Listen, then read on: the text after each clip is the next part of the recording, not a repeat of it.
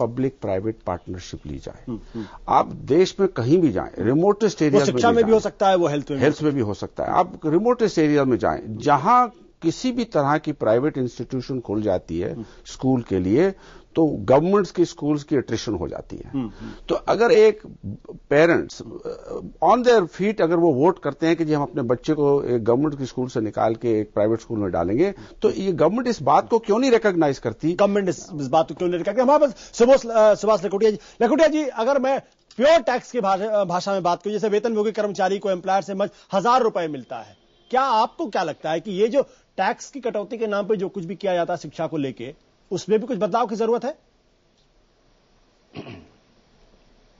ऐसा मेरे ख्याल से एजुकेशन पे तो आपको बात करनी नहीं चाहिए कुछ भी। सरकार आपको कहेगी देखिए एजुकेशन सेस हम लगाते हैं, इसीलिए तो लगाते हैं, पर मेरे हिसाब से एजुकेशन सेस को बिल्कुल बंद करना चाहिए। अलोकेशन एजुकेशन पर सरकार को ज्यादा नहीं करना चाहिए। क्यों? क्योंकि ऑलरेडी अगर हम देखें राजस्थान में 17,227 टीचर्स की जगह खाली है। 1 साल हो गया टीचर्स नहीं लगे गए, बल्कि सरकार एक ही काम करे, वेतनभोगी कर्मचारियों को आज पढ़ाई के लिए केवल छूट है 100 रुपया प्रति माह। अब 100 रुपए में एजुकेशन कहां से होगी?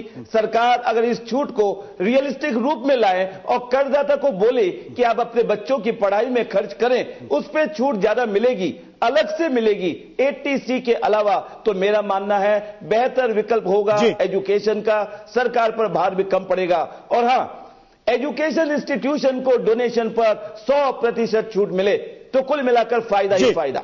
राजपूत साहब, आपसे आखिरी सवाल है कि जो प्राइमरी जो भी शिक्षा के बारे में बातचीत होती है, ऐसा लगता है कि हम सिर्फ हायर एजुकेशन के बारे में, उसमें रिफॉर्म करने के बारे में बात करते हैं। जो प्राइमरी शिक्षा है, जिस पर हमको सबसे ज्यादा जोर देने की जरूरत है, क्या आपको लगता है कि उस दिशा में कुछ काम हो रहा है या सिर्फ हवाई सारी चीजें हैं? देखिए, कागजों पर बहुत काम हुआ है। मैं भी 5 साल मंत्रालय में रहा हूं और मैंने ऑपरेशनल ब्लैक बोर्ड स्कीम को देखा था। बहुत अच्छी स्कीम थी, लेकिन लागू हम नहीं कर पाते। हमारी जो इम्प्लीमेंटेशन स्टेज पर व्यवस्था है वो बहुत कमजोर है और वो समय के अनुरूप उसे पैसे की भी कमी पड़ती है या बहाना है सिर्फ? नहीं, पैसे की कमी पड़ती है, ये भी सही है, क्योंकि राज्यों में इन स्कूलों की तरफ कोई ध्यान नहीं देता।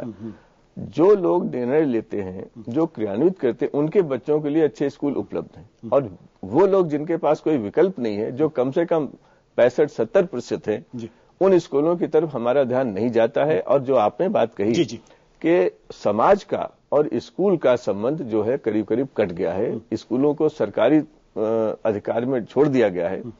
और कहने को हम कहते हैं कि पंचायत राज एक्ट है, लेकिन हमने उस चीज को बढ़ाया नहीं है, उसको स्ट्रेंथन भी करने की जरूरत है। उसे स्ट्रेंथन करना है, लोगों पर विश्वास करना है। You have to trust the teacher, बिल्कुल, तभी चीज आगे बढ़े। बिल्कुल। राजपूत साहब और साथी हरपाल जी और लखोटिया साहब, ये एक ऐसा विषय जिसमें लंबे समय तक चर्चा हो सकती है, लेकिन मजबूरी आप जानते हैं टीवी के अंदर ये होती है कि हमको फौरन ब्रेक लेना होता है। बहुत बहुत शुक्रिया आप लोगों का हमारे साथ जुड़े, और हम ये उम्मीद करते हैं कि सरकार इन चीजों को सुन रही, भले ही बजट पे ना हो, लेकिन कम से कम इन चीजों पर चर्चा हो और इस पर पॉलिसी बनकर अगर इसको इम्प्लीमेंट